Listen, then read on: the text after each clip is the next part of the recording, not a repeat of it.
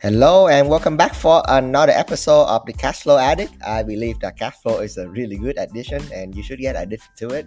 We all should have multiple income in our life. Not only is great stability, but it is the only way if you can, if you will, to get to financial freedom. Right? You need to have multiple stream of income and cannot be dependent on one. I'm talking about that. I'm gonna bring on this episode, Jerry. He is my good friend and property manager. So talking about multiple stream of income, Jerry has been helping me manage all my long-term rental ever since, right? But yeah, interestingly enough, he's also buy and sell houses as another separate business. He joined eXp with us, left to Real, and then come back to eXp. So Jerry gonna have an amazing story to share, and I just cannot wait to dive in. So enjoy the show, and I will see you on the next episode. On this computer. All right. Good morning, good evening, good afternoon, everybody. This is Hui from the Cash Flow Addict Show. I believe that cash flow is a good addition. And today I'm super excited, to chat with one of my good friends, actually property manager, Jerry. You can tell people a lot about a little bit about property management stuff as well. But today, really, Jerry, I want to bring you back in here into the podcast because you actually went to Rio for a short period of time. So I really want to, use the information, use the knowledge that you have, and I want to, make a really, unbiased comparison between, the two brokerage. I believe that there's a pros and cons in everything, right? There's going to be some good thing at Real. There's going to be some good thing at eXp, and the same thing. There's going to be something at eXp that maybe Real is better at. So I want to give, all the audience a really unbiased, comparison between the two brokerage, and you could not be better because you actually went to Real. You understand how, the Real brokerage work. So yeah, sounds good. But first of all, before that, Jerry, who are you? Can you tell us a little bit about your life, your business? Yeah, what do you even do for fun? You look so serious. let's see what I do for fun. I consider myself like a recluse agent. I don't really get into too many conversations with a lot of people. I can tell. I spend a lot of time. I've been finding ways to streamline everything I do to where, I work less and I spend time, taking my kids to places. I have, both my kids are one's in Taekwondo, the other one's in Jiu-Jitsu. What about soccer? Not soccer anymore. All right. I'm trying to increase their like physicality a little bit. I cook a lot. I cook a lot. I think I showed you before. Did a little bit of bird watching. I saw that. Also. Interesting. Bird watching. Oh, everything else. Bird watching is your hobby. I cannot. Yeah. Well, there's a lot of interesting birds in my neighborhood, so I actually get red birds. We even saved the blue jay before. He actually flew right into my window, like passed out, and then we took him to like the SCPA where they take wild animals. Designing my backyard. I think you saw that a little bit. So I put a lot of time and effort into that, just remodeling work, just really kind of hanging in my backyard, cooking, watching birds, just listening to music. It's really what I do, and finding ways to, as you know, I've actually been to Vegas 3 times this year. I think one time I went, but I've been to Vegas 3 times for 3 different conferences. I think there's a point in time right now where the market has shifting at the same time. So I go to these conferences to really get different perspectives and get how the market's moving in certain situations, right? So I'd say one of the big things that I actually made it up myself, right? Was that the gist of it was that you can't fight the market. Oh, absolutely agree, 100%. So, if you actually listen to financial news a lot, you always hear like, you can't fight the Fed because the Fed's going to do what the Feds do. And in real estate, you can't fight the market. Like, the market is what it is. And just because, meaning you put in more money towards a declining market, you may just lose the money. I know. Yeah. And then never catch the line, the knife when it's falling, they say.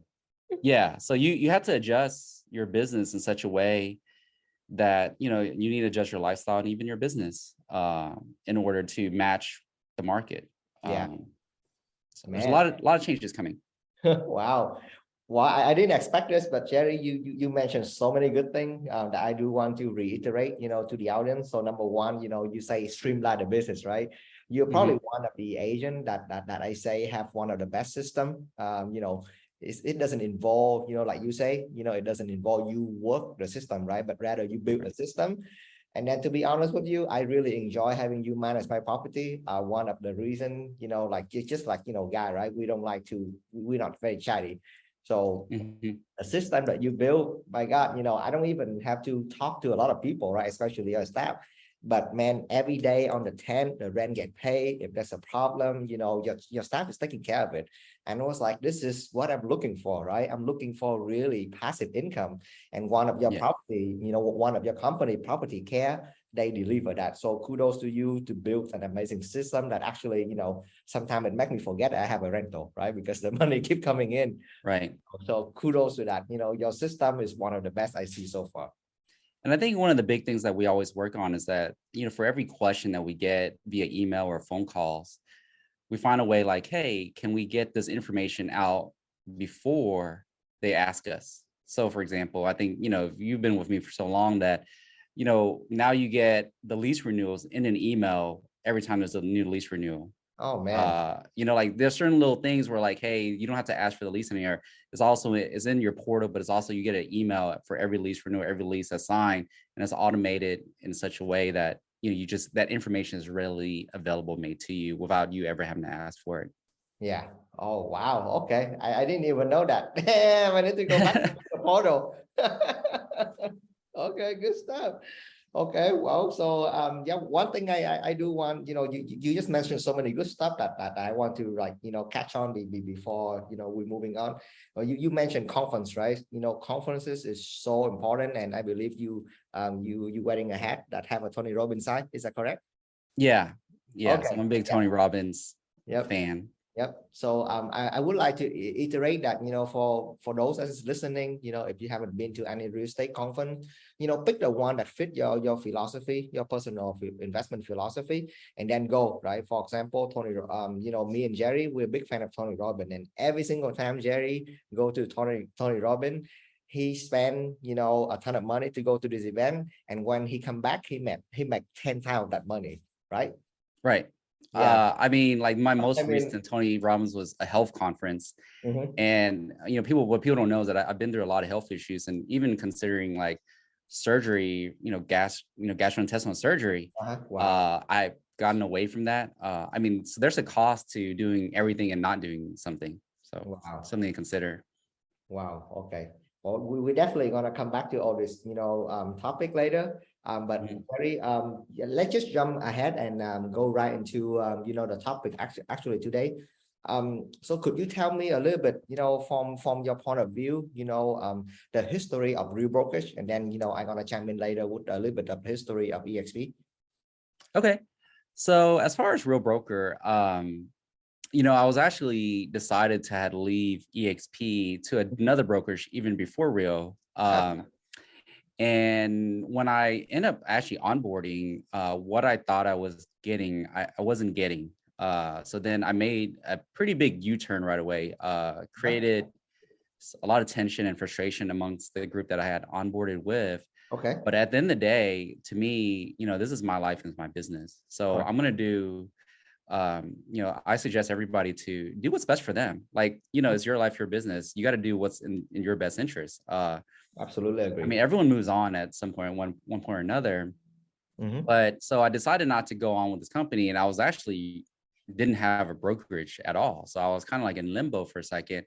Okay. And, at that point, I think I considered going back to eXp, but I was like, what? I haven't, and I was recruited to this other broker, so I wasn't really looking.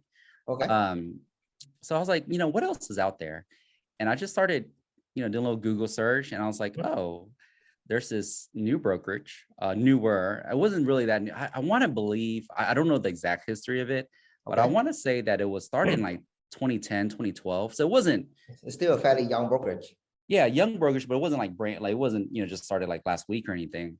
And so two things that people don't know is that it was actually, the company had actually already went public on the Toronto Stock Exchange. Oh yeah. So it was a public company in Canada. And then it actually went public on the New York Stock Exchange, or not New York, sorry, the NASDAQ in 2020, or no, 2020, I can't remember, 2021, like in July 2021.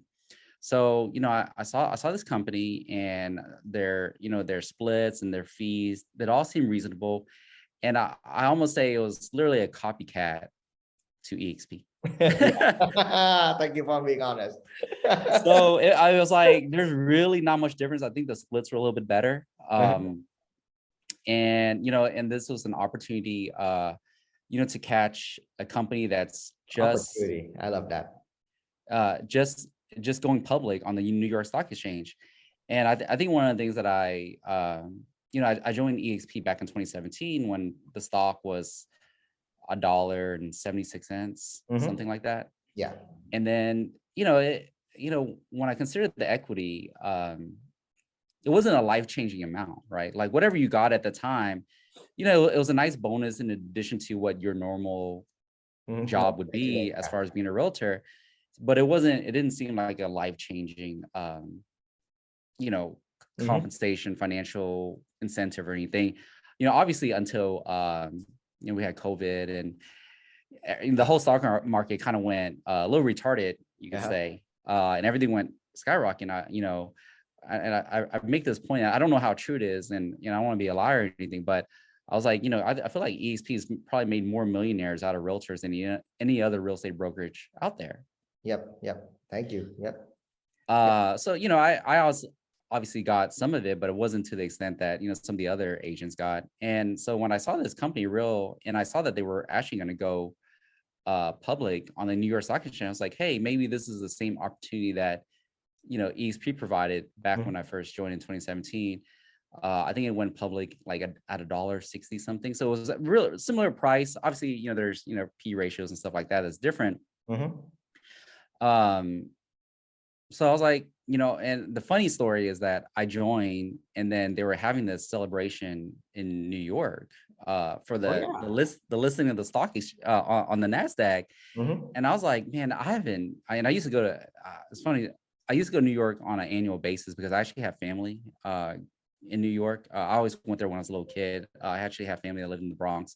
So I would go to New York regularly, and then just kind of annually, there's always something to do in New York. And I hadn't, since COVID and everything, I hadn't not gone to New York. So I think this was a year after COVID. So I took a flight out to New York and partied on top of the NASDAQ stock exchange. It's funny because I'm actually in this picture where they used for their advertisement when I have it on my Facebook page, but I thought that was funny. I need to find that.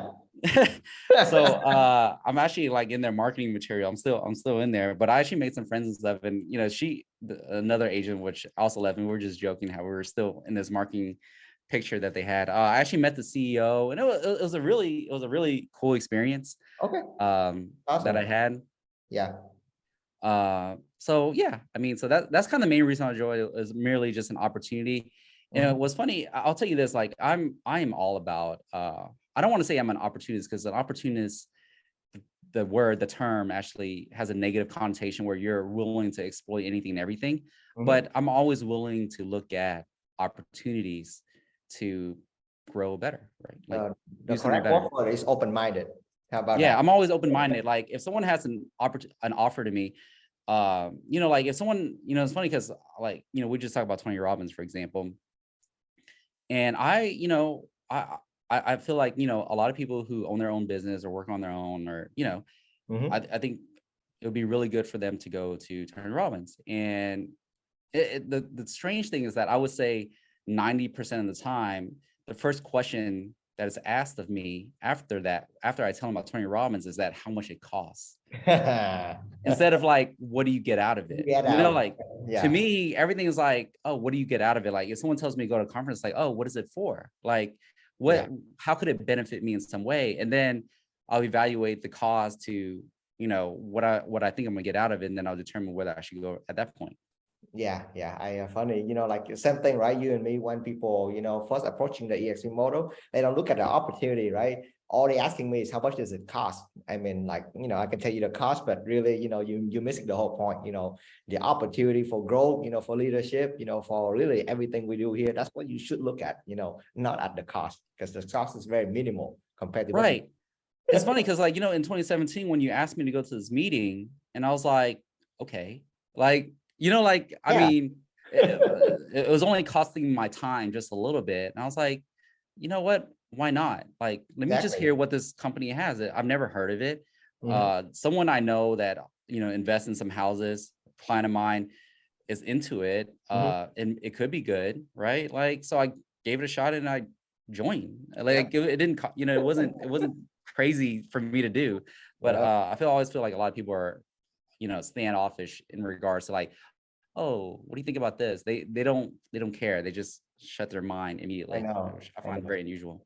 Yep. So just wrapping up the point here, you know, so if you are new to the real estate brokerage, you know, of course you're gonna have a lot of the, you know, I would say the dinosaur in the industry, you know, like the Remax, the KW, they have been, you know, in the real estate brokerage space for forever, right? And then you're gonna have this, you know, new young innovative company like eXp, like Real, you know, they have like new technology, they have a lot of, you know, different way for you to, you know, do your business, you know, not the traditional way. So we're gonna talk about that later on. But let's just touch about the training in a little bit. So Jerry, tell us about, you know, the training that you experienced so far at Real. You know, what is it different from eXp that you see? So in regards to the training, was very interesting. Like I said, I almost feel like Real was almost a carbon copy of eXp because their tech stack was very similar. They use the same transaction management system. They use the same, you know, workplace from Facebook to kind of interact and stuff. So the training, they actually, I want to say they did a pretty good job of training and kind of providing the training. You know, all of it was online. Okay. That's really good for a new agent, especially with people part-time, you know, they can come and go and take the training, you know, at their own time frame. Yeah, so the training was good. They actually had weekly training stuff. And I would say, you know, probably the biggest difference between Real and eXp is the community push training, right? Like, other agents training other agents. Because when you're training online, and obviously, right, this is a tech-driven company, it's a national model, right? And real estate is very localized. So you're not getting that localized training or the localized consideration of what needs, you know, that varies from, you know, city to city or locale to locale. So I would say, as far as the training, I think they certainly tried hard to push different training modules, you know, marketing, contracts, forms, and stuff like that. But at the same time, though, I thought what was missing was kind of the localized training amongst, you know, Houston agents or you know, even Texas agents. I think, you know, with eXp, amongst our different, I guess, teams, I don't know your groups, you could say, like, I think almost every group pushes some kind of training because we're all looking to kind of help each other's business in some way.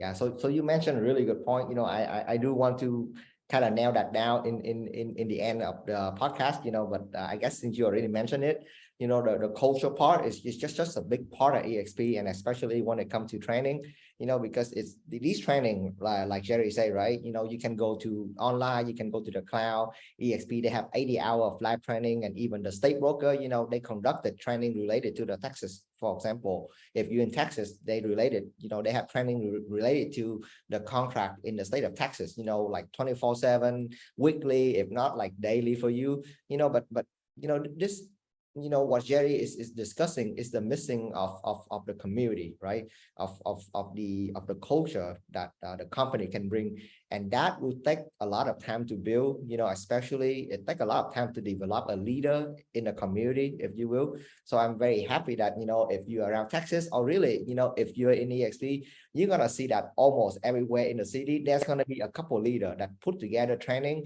get rally people together to number one, localize the training, and number two, create this community where if you new or if you experience, you're gonna feel very safe and very positive to come into this meeting and basically either learn from each other or offer your knowledge out, right? So Tony Robbins usually say, you don't try to think about what you can what people can, how do I say this, right? If you can just give out more value to your community, and then the money will come back automatically. You don't have to think about it. Yeah. So Jerry, thank you so much for mentioning that about the training and the stuff, because I spent a tremendous amount of time, even sacrifice my production to put up this kind of training and environment, for people to come and share and collaborate. So, thank you so much for mentioning that. Right. And we call it playing the long game, right? Exactly. Like you're kind of playing, you're investing in other people, and eventually it'll come back to you. I tell you, I think I told you the story, but we actually, I would say one of the leaders here for the Real Brokerage in Houston, they were doing a YouTube training. Yeah. The person was actually the person that I put, I guess above you on my revenue share. I don't know what you call that. Sponsor. There you go. Sponsor. And, it was meant to be, I guess, a for-profit YouTube training. And this person does really well, I think, on YouTube and just social media and stuff. And she's doing this training, and it was $500. That was the cost of it. So I had reached out. I'm like, hey, can I get a free ticket? Yeah. And I was not offered a free ticket. I was offered a $50, not 50%, $50 discount. Okay. And I decided not to go, and that kind of irked me in a way, because I felt like, hey, I don't know if you know this, but if I have more production as a result of taking what you teach me and applying it, then it it's going to pay off later for you one way or another. Yeah. To me, like in those situations, I think the cost is so small to the person organizing the event. We're talking about one ticket, which, again, I'm not just somebody, I'm somebody that she benefits directly as a result of me having more production. And that was really the main reason why I put this person as my sponsor, because I noticed that she was someone that had high production and that could certainly be an asset for stuff, or a resource for somebody that I could learn from, that seems to do real well, and didn't seem like they were too interested in providing I guess assistance back. Yeah. Well, since on this particular topic, I know that you probably noticed that in August, we have this huge bill event, for that we invited Tony Robbins over to speak to eXp agent.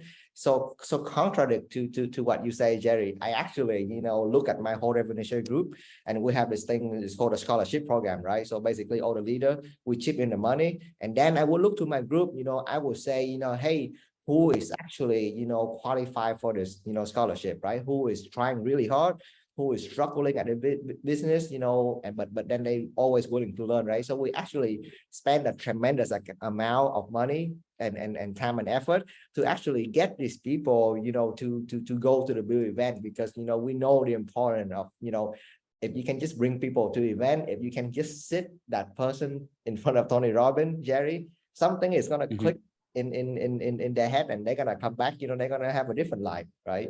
So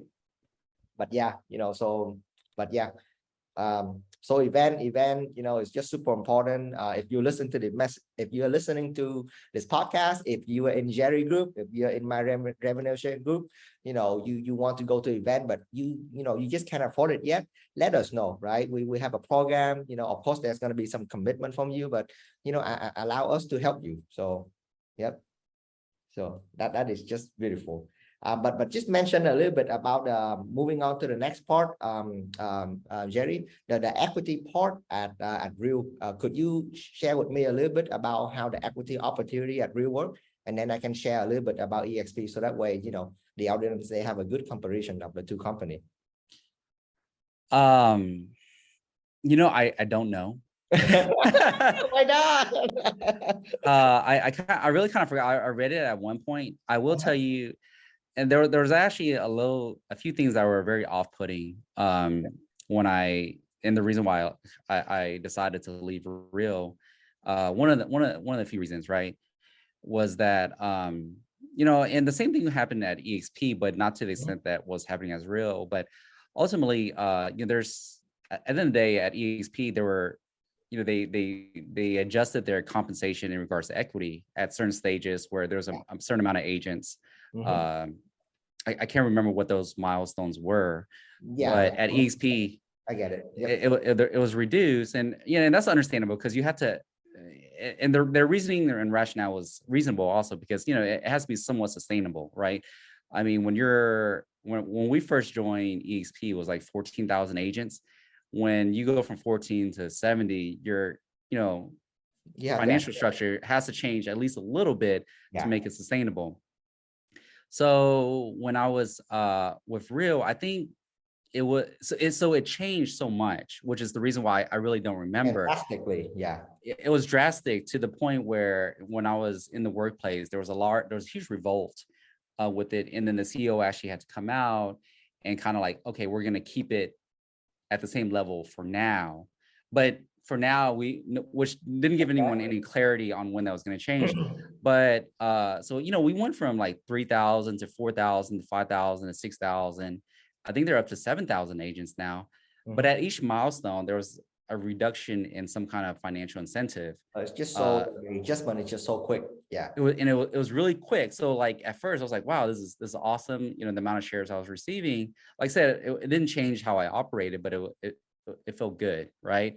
I know the cap at Real was $12,000, and I believe when you capped, you got $1,000 or not 1,000 shares in Real stock. So it was a number of stock versus a dollar amount, which is really big, right? I think if eXp gave someone 1,000 shares, it'd be huge. it'll be a huge number. So I think eXp is more of a dollar value, which equated to amount of shares, while Real was like, hey, when you cap, you receive 1,000. Now I think I want to say that changed, and like I said, there was a lot of things that changed, and it was very drastic, where people were very frustrated, and then it was voiced. And even I know at eXp there's the icon agent, and then at Real they had elite agent. And I want to say that to even get elite, they made it so difficult to get the bonus that you would get for being an elite agent, which is kind of the comparable as an icon. Where I think someone did the math. They're like, wait, like if you change this structure, only like 1% of the agents, or even less than 1%, would actually even qualify for it. And people are like, okay, this doesn't make any sense. Like no one's qualifying for this. Which was, I think, one of the comments that was made, that like, hey, there's only like literally less than 1% that would qualify for this bonus structure. I'm so glad I had this conversation, because sometimes people in our company, they kind of take the stability for granted, right? And it just takes a tremendous amount of time and effort on the back end in enable to have the stability structure for just I would say 10 years now. The sustainable equity program that we have is the same. Every 5%. This is optional, but you can contribute 5% of your commission, and then you get to buy the stock EXPI at the 10% discount. And then our icon program, icon agent program, actually 5% of our agent is qualified for icon agent, right? There's some commitment. You have to go to the company event, and you have to teach a class on the cloud, or do some activity to give back to the community, right? But it's all easy, it's all fun. But one of the things that I love the most about the eXp here, we are agile, so if we need to make a move, we can make a move. But speaking on that, on that term, right? I've been with the company for almost 5-6 years now, and the structure pretty much stay the same. It's very stable, so it's given just a lot of stability to build our business. It's just I mean, as far as and I'm not, you can't quote me on any of these things. Like I said, this is kind of based on feeling, based on what I remember from a while back. But there was a similar equity program in regards to you can take 5% of your commission and buy real stock at a 10% discount also. So they did, like I said, it was very similar. A lot of the structures were very similar. But I think it rubbed a lot of people the wrong way when they started changing the, equity program to where it didn't seem like you were getting that much anymore. And the move was very drastic from like every 1,000 agents we got it changed quite a bit. Just like interest rate, right? You can't expect to jack the interest rate from 3% to 6% and expect everything to stay the same. Something is going to break. Yeah. Right. Yep. Yeah. So moving on, to one of, I guess one of the final, main topic, and then we can just chit chat later. It's called the revenue share program. So do you like recall, the revenue share structure at Real? What is the difference when it comes to, getting revenue share? And then, of course, I can share a little bit about here when it comes to the eXp structure. Yeah. So as in terms of the revenue share program, the structure was very similar again. I think we're off. So depending on how you looked at it, right? So, and actually, when I joined, I actually looked at a lot of people who did comparisons between the two programs. And from what I gathered was that the Real revenue share program, again, they're very similar. I mean, we're talking about splitting hairs a little bit, but you got more revenue share based on the people that you recruited. On the next levels, so if you actually kind of grew out your whole eXp revenue, you would, for the same amount of people, eXp, you would get more revenue share from the back end people. And while Real was, you were more in control of your own success. Exactly. So depending on how you looked at it, so if you actually like grew out the whole tree, then you could show that like, hey, from an eXp standpoint, it would be better. But if you were talking about just about more what you could control, you would make more money. And again, it's not by a lot, but you were more in control of it. This is actually a main point, that actually, in my opinion, because like you say, the two companies is almost a carbon copy of each other, right? But this, I think, is going to be a distinct difference, between Real and eXp, because if you look at it, like you say, it's very top heavy. So you're more responsible for your own success, like Jerry say. But the major difference at eXp, if you look at our pay structure, right? I'm not talking about a 7 level. I'm talking about, just level 1 and level 2. You actually get paid more on level 2, So let's say if I help Jerry attract an agent, I actually get paid more, right? To help Jerry. And this, all of a sudden, it changes the dynamic, of the revenue share. Instead of me trying to help myself, the system actually incentivized me, to actually, hey, maybe, helping Jerry with his business is going to be a more profitable, a more incentivized way to grow your business. Because not only when you help Jerry, Jerry is going to be happier. He going to stay with the company more. You actually get paid more, by helping Jerry, because, let's say let's say we bring on Mindy to the company, right? When Mindy close a deal, let's say the commission is $10,000. I actually get $320, and Jerry get $280. So it's all of a sudden it's incentivized me to help Jerry more instead of myself, right? And that is leadership. It just incentivizes you to lead people and help people and just serving more instead of working on your own business, if you will. And if you think about this on a larger scale, just people helping people and they kind of back each other up, it creates a very strong bonding between all the agents. And that what you see right here is a whole community of people just trying to look for each other. I'm gonna try to look for your interest.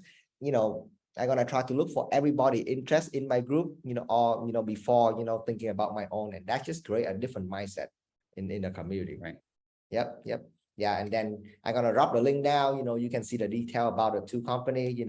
eXp, they go all the way down to 7 level. Versus Real, I believe, is stop at the level number 3, right? So the opportunity for you, to actually like grow as a leader is gonna be so much more at eXp Realty. Right.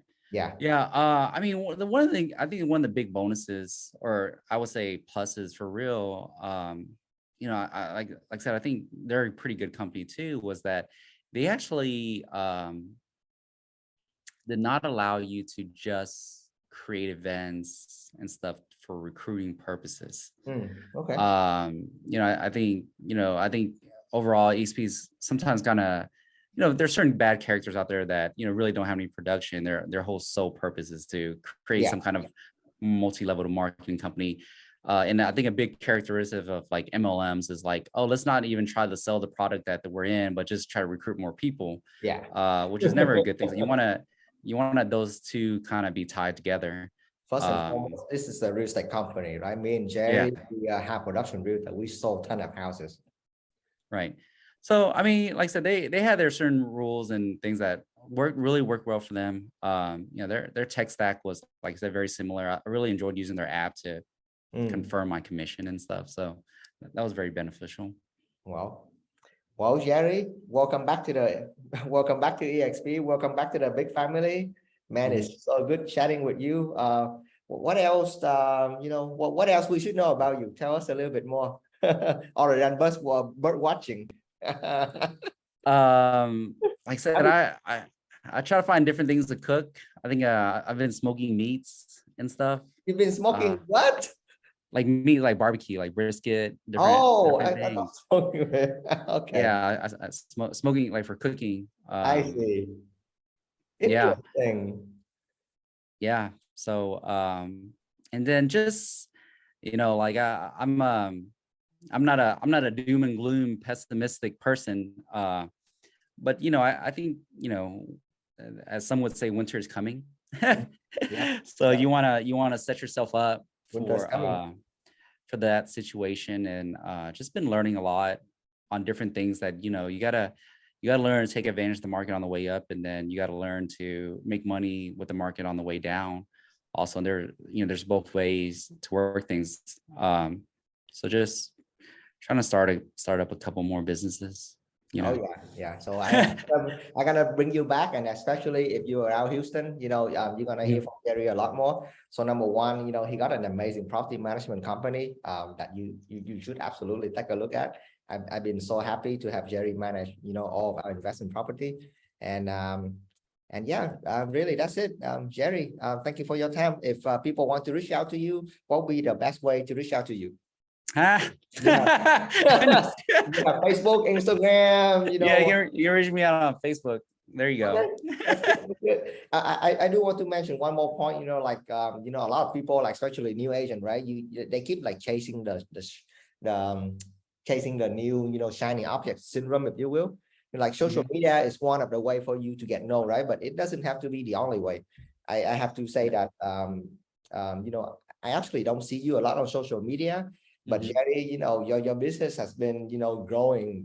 Maybe you can share a bit later. Like, how do you grow your business without even, posting on social media, right? A guy like me, we actually pretty lazy, but we just don't know what to do other than marketing on social media. Maybe. Well, one of the things, like I said, I'm always finding different ways, and I think you sign up for that same Google information, which was like didn't barely cost anything. But it taught you quite a few things that I didn't even know, right? Having your Google page in order is actually pretty important for people can search, right? I think getting reviews on Google is instead of like just blasting out the information, to the ocean, you actually have very specific page, with very specific keyword for people to look for. So for example, if you right now, if you're tapping in, Houston property management, your company is going to show up, right? And it's just you get very quality lead by doing that, to actually present yourself when people are actually looking for you. You're not just blasting out and wasting marketing dollar for the people who don't even own any houses, right? They don't need to know about property management. Right. So I mean, I will tell you that when I first started, I've been in real estate for like 10 years now, and one of my big it's funny because I talked to other big time real estate investors also, and at the end of the day, nothing beats networking. Oh yeah, absolutely. Period.